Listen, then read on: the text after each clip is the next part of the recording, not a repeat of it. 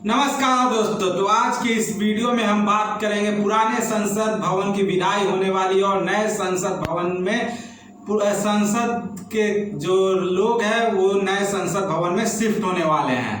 इस बीच प्रधानमंत्री नरेंद्र मोदी ने पुराने संसद भवन में एक औपचारिक भाषण दी है। उस औपचारिक भाषण में प्रधानमंत्री नरेंद्र मोदी ने पंडित नेहरू से लेकर मनमोहन सिंह तक का जिक्र किया है। आपको बता दें कि 2014 से पहले मनमोहन सिंह का ही सरकार था, जो कि कांग्रेस के नेता थे और मनमोहन सिंह प्रधानमंत्री थे। तो पंडित नेहरू से लेकर मनमोहन सिंह के तक का जिक्र हुआ है, जिसमें कि पंडित नेहरू का बड़ाई भी हुआ है, शास्त्री जी का भी जिक्र हुआ है, इंदिरा गांधी का भी जिक्र हुआ है, अटल बिहारी वाजपेयी जी का भी जिक्र हुआ है और तमाम वैसे नेताओं का जिक्र किया है उन्होंने, जिन्होंने इस संसद भवन में एक अच्छा कार्यकाल दिया है और भारत के आज़ादी के बाद भी हमारे देश के बारे में, हमारे देश को आगे बढ़ने के लिए जो योजनाएं बनाई उन सभी का जिक्र आज के इस औपचारिक भाषण में हुआ है। तो चलिए हम वीडियो में एक शॉर्ट डिस्क्रिप्शन बताते हैं कि आज के इस भाषण में पंडित नेहरू से लेकर मनमोहन सिंह तक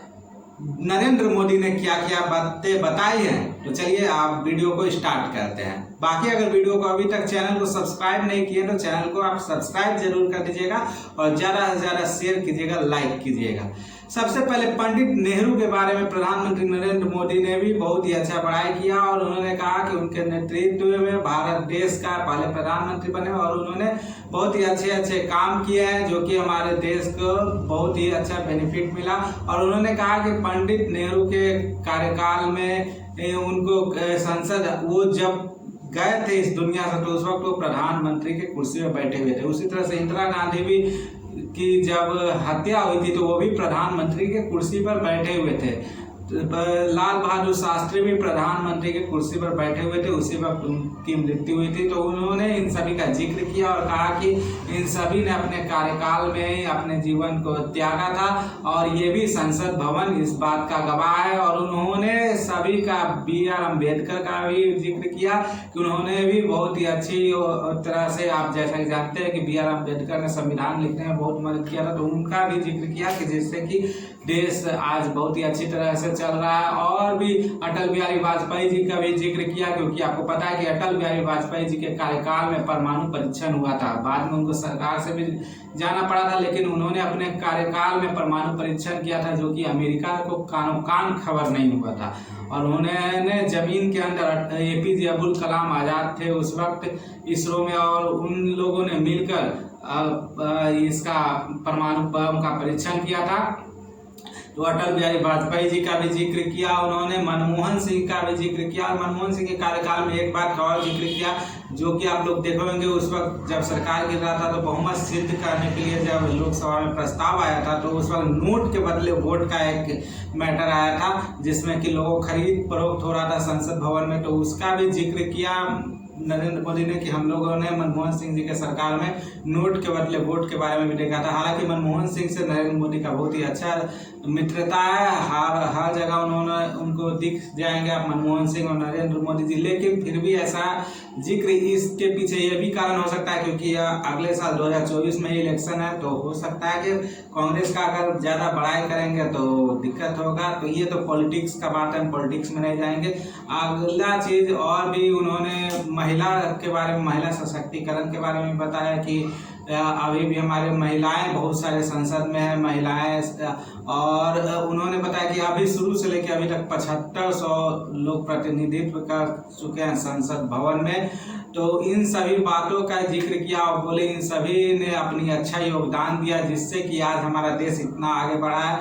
उन्होंने चंद्रयान 3 का भी जिक्र किया कि चंद्रयान 3 आज हमारे चंद्रमा पे पहुंच चुका है, हमारे देश का गौरव का क्षण है। इसी संसद भवन में वो भी उनका भी जिक्र हुआ। उसके बाद चंद्रयान 3 के बाद G20 का सफल आयोजन का भी जिक्र किया उन्होंने कि G20 का भी सफल आयोजन हुआ, हमारे देश के 140 करोड़ लोगों का ये जीत है। तो इन सभी बात पे उन्होंने जिक्र किया। और आपको बता देते हैं कि नए संसद भवन में शिफ्ट करने के लिए 19 सितंबर 2023 का डेट निर्धारण किया गया है। उस दिन गणेश चतुर्थी है, तो कोई भी शुभ काम होता है तो आपको पता है कि गणेश भगवान को सबसे पहले पूजा किया जाता है। और गणेश चतुर्थी के दिन ही नए संसद भवन में हम लोग प्रस्थान करेंगे। हमारा एक नया संसद भवन बनेगा।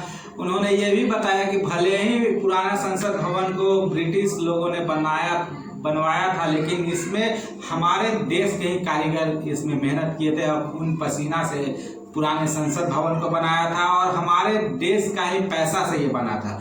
तो ये भी बात उन्होंने जिक्र किया। ऐसा नहीं समझिए कि पुराना संसद भवन अंग्रेज का है तो अंग्रेज ने बनवाया तो अंग्रेज का हो गया। ये हमारे देश के कारीगरों का मेहनत है और हमारे देश का पैसा इसमें लगा हुआ है।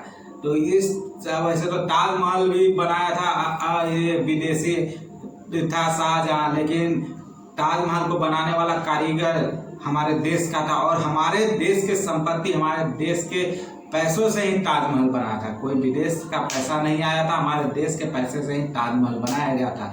तो वैसे लाल किला भी हमारे देश के पैसा से ही बनाया गया था। तो इसी तरह से जो धरोहर है, जो मोनूमेंट्स है, वो हमारे देश के पैसे से ही बनाया और हमारे देश के कारीगर ही नहीं बनवाया है।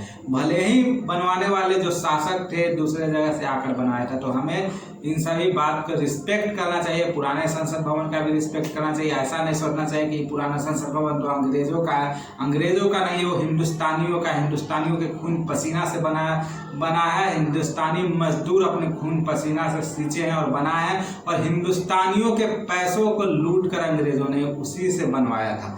तो आप इसके बारे में दिमाग से एकदम निकाल दीजिए कि ये पुराना संसद भवन अंग्रेज का निशानी है। ये बिल्कुल हिंदुस्तानियों का निशानी है और ये गवाह है हिंदुस्तान के आज़ादी का। तो इसी के साथ ये वीडियो खत्म करते हैं। बाकी चैनल को अभी सब्सक्राइब नहीं किए तो सब्सक्राइब कर लीजिए और इसी तरह से लेटेस्ट वीडियो आता रहेगा और करेंट अफेयर्स का पूरा मेक टॉपिक को आपको हर दिन वीडियो बनाकर देते रहेंगे। बाकी वीडियो थैंक यू। वीडियो अच्छा लगे तो चैनल को सब्सक्राइब कर लीजिएगा, वीडियो को ज़्यादा से ज़्यादा शेयर कीजिएगा। Thank you. जय हिंद।